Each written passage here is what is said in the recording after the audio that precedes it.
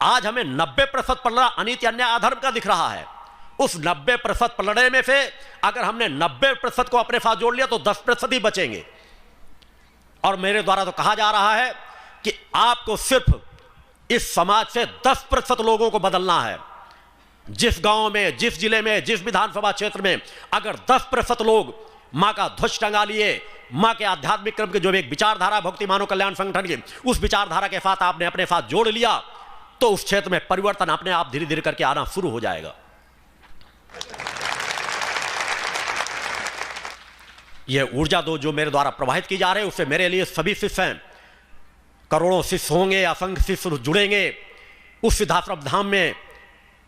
मगर मैंने कहा है कि वह प्रवाह तो मेरा बराबर सबके साथ जुड़ा। जो मेरे शिष्य हैं, जो मेरे शिष्य नहीं हैं, उनके भी कल्याण की मैं हर पल चिंतन करता हूं। जो दूसरी संस्थाओं से जुड़े हैं, उनका भी हित हो, उनका भी कल्याण हो, उसके लिए परम सत्ता के चरणों पर निवेदन करता रहता हूं कि उनके आस्था विश्वास का, उनके मान सम्मान की रक्षा करना।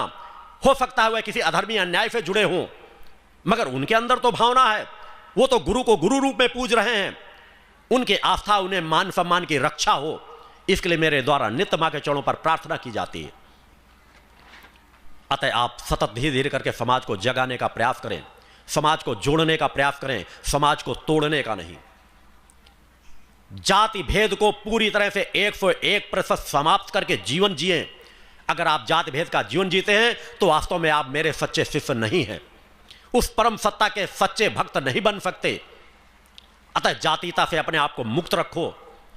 मैंने बचपन से जब से होश संभाला, एक भी व्यक्ति आकर के नहीं कर सकता इस समाज का। मैंने भी ब्राह्मण परिवार में जन्म लिया था। उत्तर प्रदेश के फतेहपुर जिले के भद्रवास ग्राम भदवा में मेरा जन्म हुआ था, जहां जातीयता का बहुत ज्यादा महत्व दिया जाता था। और फिर ब्राह्मण परिवार में तो आवश्यकता से ज्यादा, चूंकि ब्राह्मण तो अपने आप को सबसे ज्यादा मानते थे, उनके लिए मैं क्या कहूं। मगर मेरा अंतर मन बचपन में भी रोया करता था। मैं देखता था कि अगर कुएं की जगत पर एक ब्राह्मण पानी भर रहा है, दूसरी छोटी कास्ट का अगर कोई व्यक्ति गलती से पैर रख दिया उस जगत पर, तो भरी हुई बाल्टी फेंक दी जाती थी, 2-4 गालियां सुनाई जाती थी, उसको अपशब्द कहे जाते थे। मगर मेरे मन के अंदर तो वही चेतना तब भी छिपी बैठी थी। बड़ी वेदना होती थी कि मानो मानो में भेद कैसा।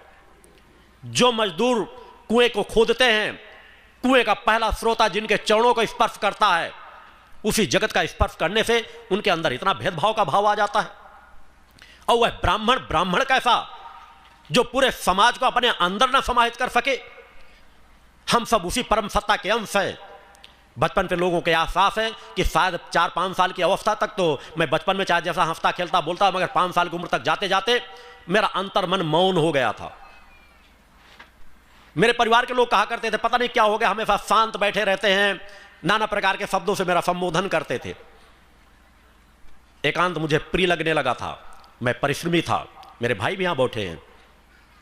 जो बड़े भाई नहीं कर पाते थे, उससे ज्यादा परिश्रम और श्रम करता था।